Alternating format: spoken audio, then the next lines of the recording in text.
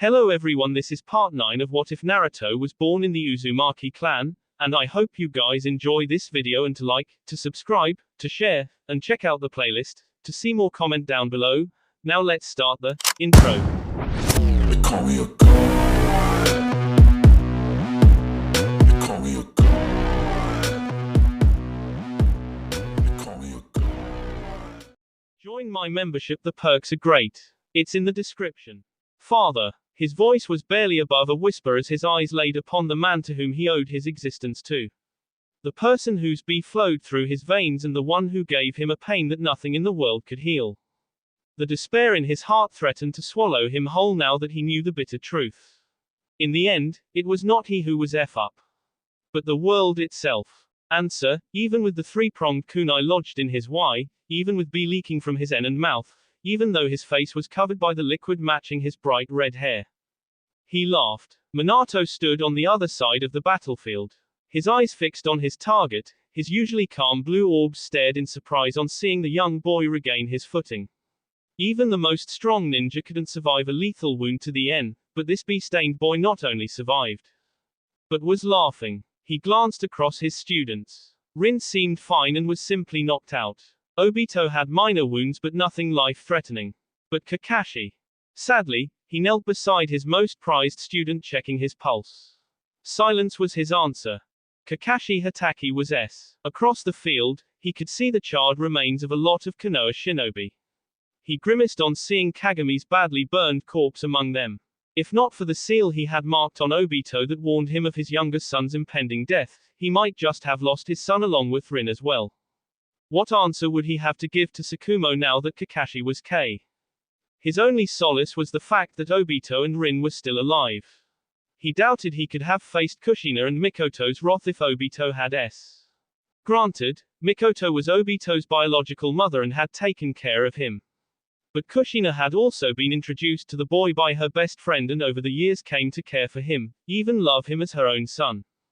He had never married Mikoto, nor could he ever marry Kushina after everything both of them gone through with the affair related to their only son, Naruto. Minato shivered on even imagining the pain he could feel if Obito had S. He had already lost one son to this useless war, he couldn't afford to lose another. He had failed to protect Kakashi, but he would do anything to save Obito and Rin. Even if it meant a deranged teenage boy. The Konoha elite Junin grasped his three-pronged kunai again as the malicious dark chakra around the B-boy flared again. Kami, he was relentless and B. How devious, said Minato sadly. Hypocrite. Konoha, shinobi. I'll butcher every last one of you. Minato closed his eyes. The words said by the young shinobi didn't bother him, to reach his own beliefs and thoughts. But it wouldn't stop him from doing his duty as a teacher and father. He flashed right behind the boy through the connection between the three-pronged kunai in his hand, and its counterpart lodged in the boy's N. His hand moved swiftly to bury his weapon deep into his enemy's brain. Only to have the boy dissolve into thick dark smoke. Minato hissed on being caught right in the middle of the foul chakra. It was freaking burning his skin, his vision completely blocked. But his hearing wasn't, and it alerted him to the next attack. Following the sound he clashed his kunai against another kunai, his senses screamed as he performed a hasty shunshin barely avoiding the dark tendrils that missed his heart by mere inches. He was astonished to see those tendrils had rematerialized from the dark smoke, just as the dark smoke now turned back into the form of the boy again. The Konoha Junin watched in surprise. The boy had yanked off the kunai previously lodged in his N and had tried to attack Minato with his own weapon. The wound on the boy's N was life-threatening, but Minato keenly watched the size of the hole had reduced considerably. His healing abilities are off the charts, thought Minato sharply. His enemy was still standing on death's door, but the sheer fact that he was still standing and fighting was enough to keep Minato on his toes. This was definitely an A or worst case S-class shinobi. So, you're the yellow flash. The irony still amuses me, said the boy hoarsely. Minato didn't respond and simply fetched a handful of his special kunai from his pouch. He could see the gears turning in the boy's eyes, and even though he didn't say it, Minato saw the boy had gained a brief idea about his technique now. But he still had the advantage since his opponent was badly wounded. It was not a fair fight, but they were ninjas. To his credit, Minato remained calm despite losing his student and so many comrades. His focus fixed only on his opponent, even as he was unaware of the desperate attempts his enemy made to tear through his mind. He can resist my mind powers. Even after witnessing so much death and tragedy, he can still remain calm, thought Naruto venomously. Despite his brave and reckless fight, he could feel his life ebbing out of his body. His healing powers had reduced the B, not stopped it. Even for this little fight, he might just have overused his healing cells, thereby shortening his life. He neither feared death or worse. But he was not stupid, unlike his B cult followers. This man is not someone to be trifled with. I can't afford to fight him any longer in this state, thought Naruto bitterly. He wanted to el Minato apart limb from limb, K the man's Uchiha son right before his eyes, reduce Rin to a mindless husk, but the rational side of his mind was begging his revenge-hungry heart to reevaluate the situation. If Minato was here, then it wouldn't be long for the rest of the elite Konoha Junin force to return back. Fighting his father alone was a daunting task, and he doubted his ragtag army could face Konoha elites after fighting this camp's forces for long. The bid was sealed when the mark on his arm flared again, signaling the accomplishment of objectives. On the other flank, Kisame fired a green flare showing he had secured the prisoners and crushed anyone that got in his way. He might not have gotten everything he came for, he may have lost a part of his heart and soul after learning the bitter truth, but the Akatsuki was victorious. With this Konoha garrison wiped out, and with the death of so many veteran ninjas including Kagami, the Hokage would be forced to reconsider his options. The invasion across Tsuna's lands would be halted for at least a few weeks as Konoha forces tried to reorganize their soldiers and think of another strategy. And now that he knew Kakashi was his father's student brought him a little satisfaction. His death would not hurt the man as much as Obito would have, but it would have to do for now. Why? He was brought out of his thoughts when the blonde in front of him asked him that in a pained voice as he looked at the death and destruction around them. Because this is my justice, replied Naruto, his eyes burning with pure determination and ambition. Justice for what? Said Minato disappointedly, searching the boy's gaze for answers. B. Must. Have. Be. Those words hung in the air as a form of destiny that had been etched in this moment.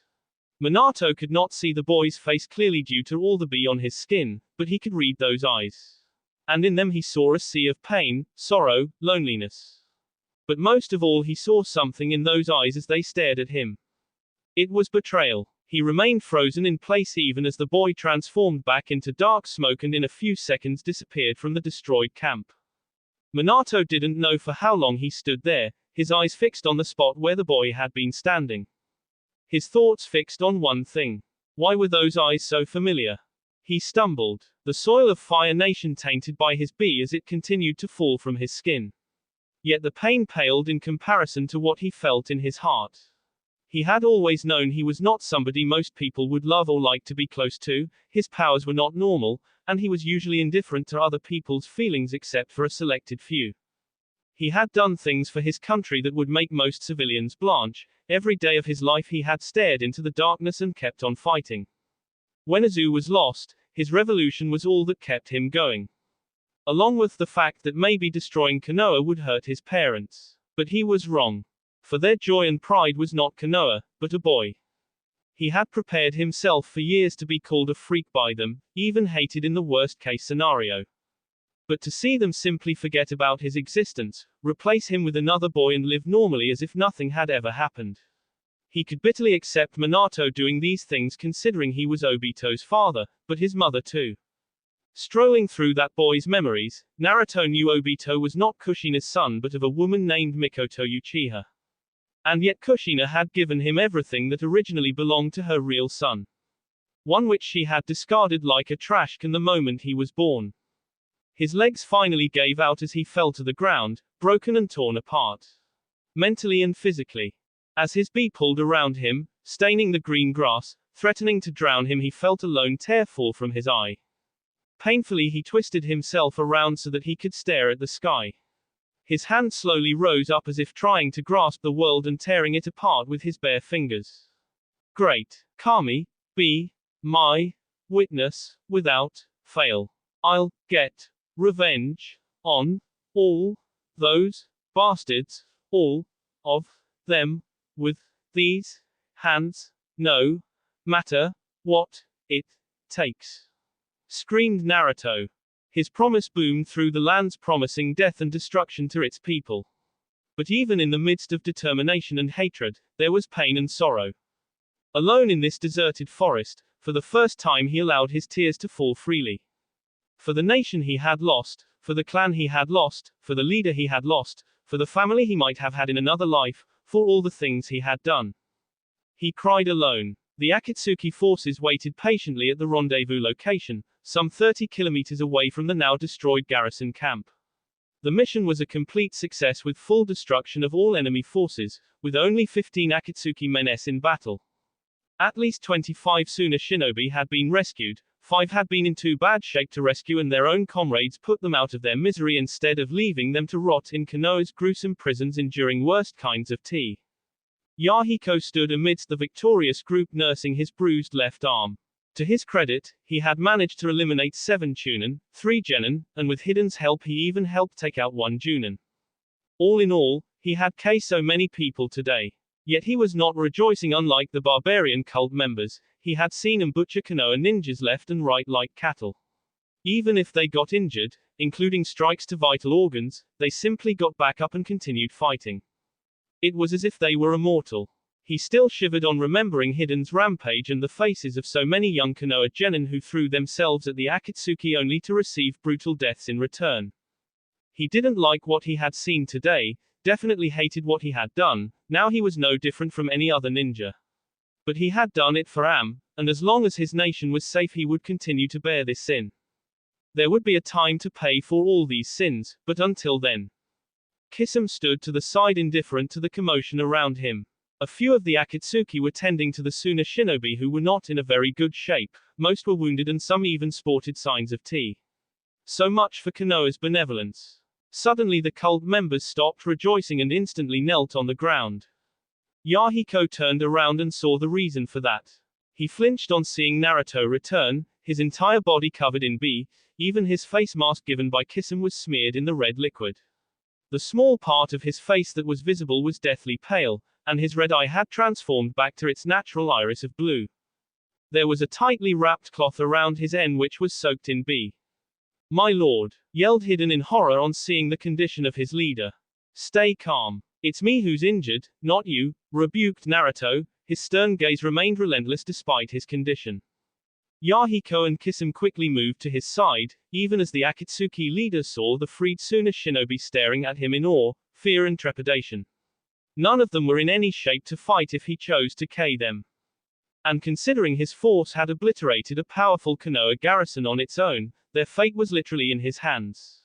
Still, they were all injured and would be just like him. He smiled at the irony again as he placed his hand at his own end wound. Removing it, he saw his hand stained with the same red liquid that was pouring from the Suna shinobi's wounds. "Regardless of our allegiances or beliefs, we all be the same," said Naruto amusedly. He brushed off Yahiko and Kisame and directly walked towards the Suna shinobi.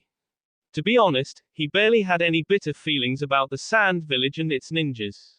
It might be due to the fact that Suna refrained from participating in Izu's destruction, or didn't backass the surviving Uzumaki like Konoha. They were just a nation with whom the Uzumaki clan had minimal contact. But it would change now. Kisame smiled as he saw Naruto take the first steps of their revolution. So it begins, thought Kisame in satisfaction. Naruto reached the injured shinobi and came face to face with a remarkable woman. He had never seen her before in his life, but just one look in her proud and determined brown eyes made him stop. She was a fairly tall Kunoichi and had green hair that she had tied in a bun on top of her head with a hair needle running through it and one short and long strands of hair with orange tips framing each side of her face. She was wearing a sleeveless, backless top and short tight pants, with 2 lapels on the front and the back. An obi was around her waist, as well as purple arm warmers which extended up to her shoulders, and bandages were wrapped around her tights and ankles. He easily spotted the nasty bruises on her skin and her crooked nose, telltale signs of someone that had been tea recently. If those physical signs were not enough to show it, The small haunted look in her eyes confirmed what she had been through. Yet there was a fire in her eyes, a protective desire as she stood between him and her injured comrades. A fine shinobi. Maybe Suna has a chance after all if they have ninjas like her, thought Naruto admirably. She extended her hand towards him which he respectfully shook with his own. I am Pakura of Suna. I don't know you or your fighters, but you saved my men. For that I thank you, said Pakura honestly, but a skeptical look arrived in her eyes a moment later. What are you going to do with us now? And who sent you to save us? Naruto looked her right in the eye. We are shinobi that do not belong to any village but bear a grudge towards Konoha. Nobody sent us to save you, we attacked Konoha forces and since you were there, we decided to save you, answered Naruto frankly. That's understandable. But still I doubt you did that just out of the goodness of your heart, said Pakura skeptically, earning a nod from him. You're right, we have some other goals in mind as well. As it is, war wages across the entire shinobi world. It's not just Suna, but many other smaller villages who are suffering the tyranny of Konoha, Kiri, Kumo and Iwa. Those 4 villages have ample resources and yet they attack others selfishly. But the Akatsuki will stop them, declared Naruto decisively. Are you proposing an alliance? Asked Pakura curiously. Maybe. I have a few contacts in different villages, individually none of us can beat Konoha. Even your village will eventually lose in this war of attrition, and you know I am right, said Naruto bluntly. Pakura flinched but one look at her abused and injured comrades combined with the countless defeats her village had suffered these past few weeks was a proof that the claim made by this boy was true. He was so young, yet the power she felt from him was alarming. The yellow flash will destroy us all, said Pakura dejectedly. She narrowed her eyes when the boy smirked. Her eyes widened and a shocked gasp escaped from her lips when he produced one of those abominable 3-pronged kunai from his pouch. The weapon that was all hundreds of her fellow Suna shinobi saw before the doom. You came across the yellow flash and survived? Asked Pakura in disbelief, as he grimaced. We fought to a stalemate, he was fast but I managed. And don't worry, I have disabled the seal on this kunai so he won't teleport in front of you anytime soon, pacified Naruto. He curiously saw the Suna shinobi seeing him in an entirely different light. And was that admiration he saw in their eyes. Even Pakura seemed astonished by his small feat. You, said Pakura in shock. She saw him grimace a little as more B leaked from his N. Wordlessly, she raised her hand towards the wound. He stopped her, but one look from her stern gaze made him back down. For his compliance, he was rewarded as she channeled medical chakra. The bright green energy slowly stopped the bee and after a few long minutes the wound was sealed temporarily. I have done what I can. You still need to visit a hospital, but you won't anytime soon, said Pakura kindly. Thank you, Pakura, replied Naruto awkwardly. Pakura frowned inwardly. Did he actually expected that she would allow him to when he saved her and her comrades? The simple fact that he survived the yellow flash itself marked him an important ninja in her eyes, one which her village needed in this desperate hour. She didn't have much of an opinion about this alliance he was proposing, that was for the Kazekage to decide. Here, take this scroll to your Kazekage. It has details of my proposal, said Naruto seriously, as he handed her a small scroll. Pakura eyed it cautiously making him chuckle faintly. You can check it from every angle, it's safe. I assure you, reassured Naruto. I'll do that. Now, I must leave with my men. He nodded. Pakura turned and faced her injured soldiers. Despite their rescue and the news of someone surviving the yellow flash, she saw despair and defeat in their eyes. They had lost the will to fight completely. And rightly so. A month ago, she was tasked with destroying this same Konoha garrison camp in order to halt the invasion in Suna. Nearly 200 Suna ninjas were under her command for this mission. But unfortunately, the yellow flash was stationed at this camp at the time of the attack. She closed her eyes on remembering the that blonde monster had inflicted on her forces. That bastard had single-handedly killed more than 70% of her force. Only 40 shinobi were left by the time he was done, most of whom were badly injured battling the remaining Konoha garrison ninjas that had pounced on him as well. Instead of letting her remaining shinobi Pakura had surrendered. They were in no condition to fight after all. She had heard reports that 10 more of her people had either succumbed to their wounds or during interrogation by the enemy. The remaining 30 were scheduled to be transferred to Konoha Central Prison, but they were saved by the Akatsuki. Yet not everyone had managed to be saved. 5 of her ninjas were badly wounded and it was simply not possible to evacuate them. With heavy hearts, the remaining 25 were forced to end the misery of their comrades. The 25 beaten men and women that now stood in front of her had lost friends, relatives, siblings, some even children to this war. And it had broken them. However, they looked up when they saw the fire and passion in her eyes. Our force was defeated, but we are still in the fight. We lost comrades, yet they live on in each of you. I promise to get all you brave ninjas back home alive so that we can all fight another day. Guarding our pride and discipline, shall we not follow the road home in good order? Nobody scolded the Suna shinobi as they gave tearful nods to their leader, some even openly wept. Even the cult members remained silent, much to Yahiko's surprise. Naruto remained stoic, knowing that he was the one who started this war. The suffering of these people happened due to his actions and their pain would bear on him forever. History always demanded pain and suffering before change. The ninja world was going through that phase and he steeled himself because he knew there was more to come. Both for him and the world. If not anything else, this mission had confirmed that for him. Yet he would not give up. Pakura and the devastated Suna shinobi were surprised when Naruto saluted them. The Akatsuki members didn't know what to do, so everyone except for Kisame followed their leader's actions. Even Yahiko gave a tearful salute to the ninjas in front of him. May we meet again, Pakura of Sand, wished Naruto respectfully. She smiled and returned his salute. The gesture repeated by the remaining Suna shinobi as they got back their own feet. Yahiko was caught in this moment. He had been wondering what was the point of the he had shed. But now watching these two sides arrive at a mutual respect for each other, the prospect of a future alliance in this war. He glanced at Kisame, who was grinning. Is this the revolution the Kiri ninja was hinting at?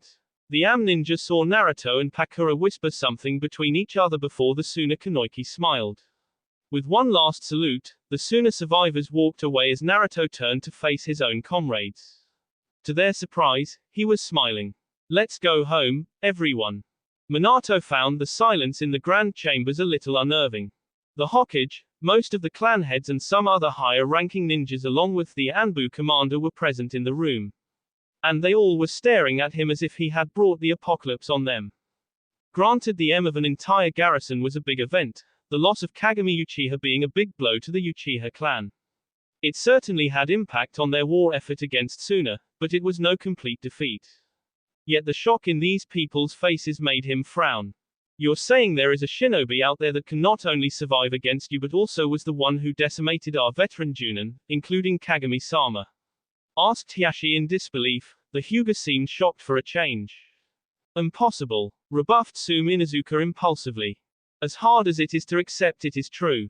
I have checked Minato-san's memory and can confirm that everything he says is true. Our entire garrison was wiped out by a strike force led by a young boy maybe not older than 15, and the reason he crushed our veteran fighters was due to his mastery over dark chakra, explained Inoiki Yamanaka. The temperature in the chambers dropped several degrees as the Konoha leadership digested the revelation. We managed to recover some video footage of the attack from our hidden cameras. Although enemies could not be identified since they were all wearing masks, the few who were had their destroyed by some kind of seal on their arm, making it impossible for us to salvage any kind of information, explained Inoiki and made a signal to his aide in the corner. A small white screen was lowered in the center of the room. A footage started to be played for everyone to see. All of them watched in silent shock, as first the Central Command and Communication Center became victim of AS attack by Konoha shinobi themselves. Followed by Kagami rounding up a Chunin team and leading them towards the front entrance where most of the Junin and veteran Chunin, even a few Genin were. The next few minutes were nothing short of a horror movie as that monster L Konoha elite forces to S.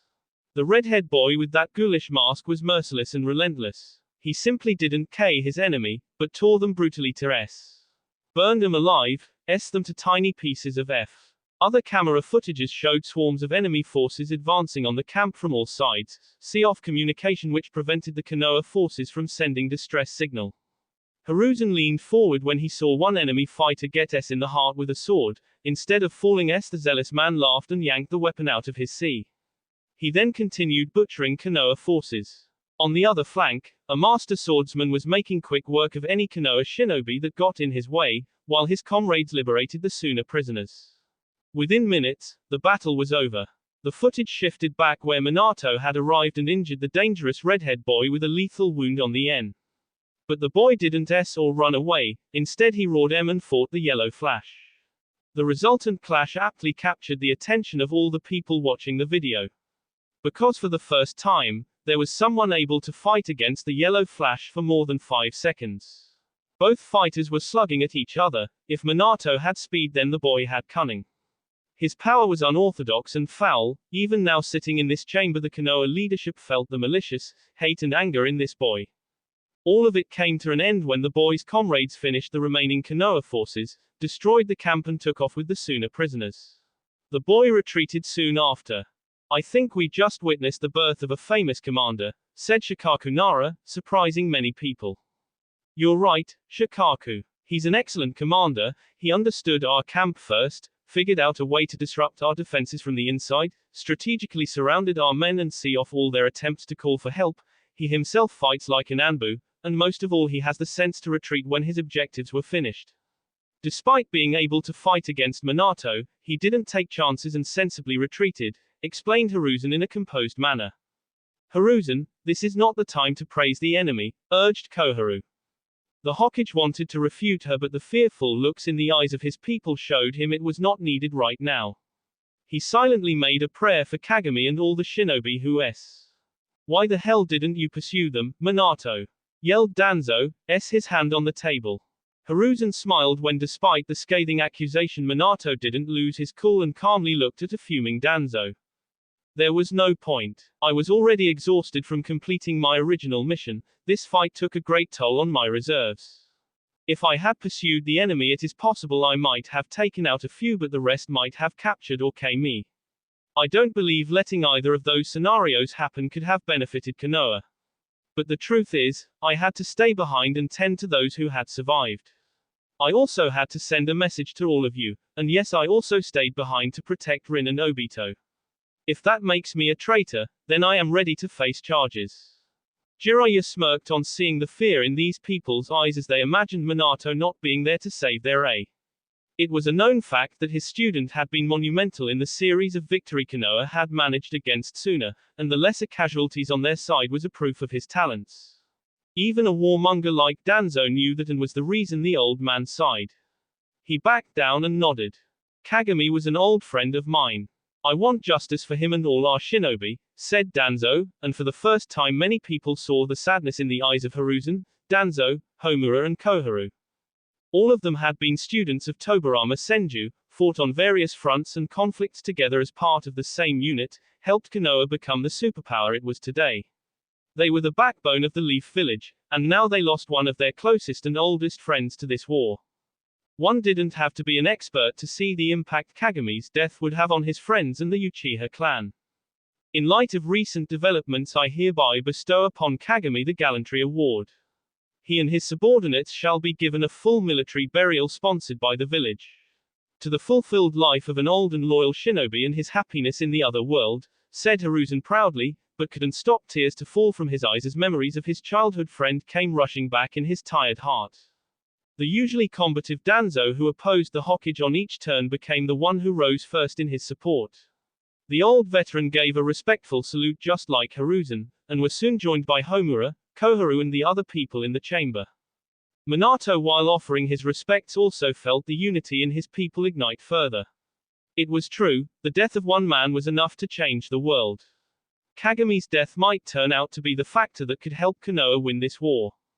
And Hiruzen's next words strongly backed Minato's thoughts. "I want a swift end to this war. No longer can I afford more of our precious ninjas to perish like this." Danzo. The Root commander swiftly got up from his chair and stood straight. He was impressed by the resolve he saw in Hiruzen's eyes. For the first time in years he saw a desire to win in his old friend's eyes. "I am appointing you supreme commander of our army. You know more about war than most others in this room. I want you to use your talents and experience to end this war swiftly and protect our shinobi. Will you do that? Asked Hiruzen seriously. To everyone's surprise, Danzo gave a respectful bow. I will, Hokage. We might not agree on everything, but both of us want to protect Konoha. I will do all I can to complete your goal so that we don't lose any more invaluable shinobi like Kagami. I request you to allow my root forces to lead our ground forces, said Danzo seriously, earning a nod from his old friend.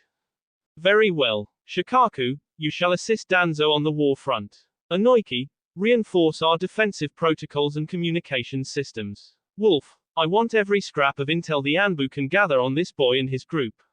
I will lead him and make him apologize to Kagami in the afterlife. Minato and every other person in the room were amazed by their leader's resolve. Hiruzen, who usually desired peace and avoided conflict, was now wishing to win this war. That itself was a big change, and it would have a direct impact on Konoha's future war strategy. The enemy had made things personal by Kei, the Hokage's closest and oldest friend. Whatever the case, the frightened Konoha leadership was more than glad to have their valiant Hokage back. Even Danzo gave a respectful nod on seeing Hiruzen's resolve. Minato walked through the streets of his beloved village, lost deep within his own thoughts. I think we just witnessed the birth of a famous commander. Shikaku Nara's words still rang in his heart. They wouldn't have been frightening for Minato if not for the truth of the ninja world. While their world was full of powerful shinobi, there were few who could command those ninja armies to victory with minimal losses. Konoha had been fortunate in that aspect. Their first Hokage, Hashirama, was himself an army and subdued anybody that dared attack their village. He even captured the Bijus and established the balance of power across the Great Five. Then came the Nadame Hokage, Tobirama Senju. Being hailed as the greatest strategist of their village, the white-haired man kept rival nations in check through politics and economic policies. But when push came to shove, Tobirama led Konoha to victory in the Second Great Ninja War at the cost of his own life. But even after his death, Tobirama had left behind his prized students to guide Konoha. Starting with the mighty and kind Hiruzen Sarutobi, cunning and ambitious Danzo, politically shrewd Homura and Koharu, and valiant Kagami Uchiha. These leaders were the wall that were keeping Konoha ahead in this war. It was not to say the other villages didn't have their own heroes and geniuses, but the honest truth was Konoha had more of them. But there are even few famous commanders who actually lead their troops from the front. That boy, thought Minato worriedly, as his thoughts again drifted towards the redhead warrior. Not only was he powerful and brave, but he was cunning and rational to an extent. To be able to best a war veteran like Kagami Uchiha in tactics and battle was no small feat. Certainly not for someone so young. He had even heard those shinobi that had attacked Konoha forces calling that boy the Dark Lord. So fanatic and unwavering was their faith in his power, that despite facing powerful opponents they simply crushed them with blind loyalty that they had for their leader. Such faith could only be gained either through fear or admiration. Minato had a feeling it was a mixture of both in that redhead boy's case. Still, those blue eyes had burned with such intense hatred and betrayal. It was as if Konoha and Minato even more had harmed the boy severely. It is the people closest to us that hurt us the most, said a voice from the dark alley. Minato paused. Wordlessly, he went towards the darkness and saw a familiar pair of yellow eyes staring at him amusedly. Orochimaru-san, greeted Minato respectfully. I am glad that you managed to get at least 2 of your students back alive. Kakashi's loss was regrettable, said Orochimaru politely. Minato held back his grimace. Behind those cryptic words, the older man had mocked him for failing to protect Kakashi and the others. It was a known fact that this man didn't like Minato, for reasons known only to him. But Minato had a feeling that it might have to do with the fact that the third Hokage had recently taken more interest in him than Orochimaru, who was previously rumored to be in line of becoming the next Hokage. Or at least was one of the prime candidates. However, Minato's recent battlefield actions had skyrocketed his fame and reputation not only among the people but also among his fellow shinobi and Konoha leaders, including the Hokage. It was no surprise that Orochimaru felt threatened by the young upstart. Yet they were shinobi fighting for the same village, and as long as that remained the case, and Orochimaru made no move to harm him or the people close to him, Minato had decided to remain neutral towards this man. It was not wise making an open enemy of someone like Orochimaru. I'll just have to do better next time, said Minato honestly, earning a smile from the pale man. You do that. However, the purpose of this conversation is something else, I'm afraid, suggested Orochimaru. I'm listening. You see, unlike our other comrades, I feel capturing this boy alive can be more useful for our village than simply kill him.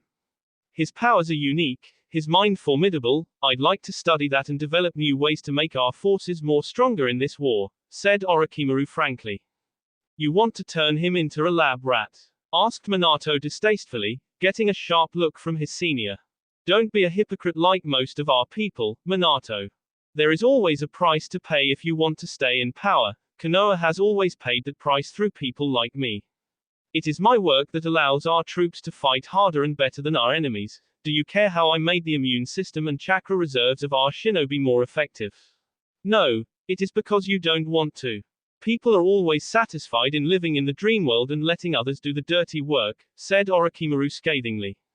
We do not dissect children, Orochimaru-san, replied Minato seriously, his sharp blue eyes clashing with the dangerous yellow ones of Orochimaru. Ignorant fools like you disgust me.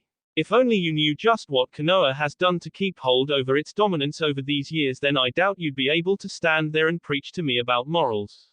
Regardless of your hypocrisy, I have a task for you. Consider it a favor for me, explained Orochimaru calmly, getting back to the point though Minato detected how the older man resented making this request. What is it? Asked Minato with a sigh. Get me that boy. Unlike you, I have to stay behind the front lines and bolster our armed forces and technology, and there are only a handful ninjas in our village who have a chance of defeating that boy. Trust me, he is more dangerous than you or the others think, warned Orochimaru. Minato felt a cold feeling clenching around his heart. He already had his fears about that boy, but when someone like Orochimaru himself warned you about something, then only a fool would disregard that advice. Despite their clashing ideals and different paths, Minato respected Orochimaru as a shinobi. The man was repulsive, but useful to Konoha. You speak as if you know this boy, said Minato suspiciously. Orochimaru became silent, and Minato saw the man was going through a series of thoughts at lightning speed. Finally, after a full minute, the scientist came to a conclusion. The past defines the present. Understand history if you want to protect the future. That was all Orochimaru said before he turned around and disappeared in the dark alley. The man had stated what favor he needed, whether Minato fulfilled it or not was up to him. But those cryptic words Orochimaru had left behind were the first clue Minato had in understanding the mystery in front of him. It was a puzzle, and on solving it he might get an answer. It was not much, but it was a start. And whether he liked that answer or not, he had to get to the bottom and discern the identity of this mysterious boy and his group. Fortunately, he had a few weeks before Konoha finished reorganizing its forces and strategy under the leadership of Danzo and Shikaku Nara. Until then, all major offensives were halted and he was given this time to mourn the loss of his student. But the best way to bring justice to Kakashi was by capturing this redhead boy. In that aspect, Minato agreed with Orochimaru. The Hokage may want the boy's head, but Minato didn't agree with that order. However, that was a problem needed to be solved at a later date. For right now, he had a son to visit. As he resumed his walk back towards the Konoha hospital, his thoughts drifted towards another person that he cared for but had failed completely. Unlike Kushina, who still had hope for Naruto's survival, Minato knew the harsh reality. His elder son was a fine shinobi, but he was just one warrior. Even so, he had waited for weeks for any news of his survival. And even made personal investigations to locate him, sent private detectives to find any clues, sparing no expense, but they all came back empty-handed. It was as if Naruto had simply vanished from the earth itself along with the rest of the Uzumaki. His fists clenched as he imagined his life if Obito had S as well. If not for Kakashi's S, he would have lost his last son as well. Not a single day went by when he didn't hate himself for his helplessness when Naruto was taken from him and Kushina and handed over to Izu. He had been powerless back then as a lowly chunin just as Kushina. It was this tragedy and injustice that drove him forward. For years, he relentlessly bettered himself and rose through the ranks, getting the attention of the Hokage and the other leaders.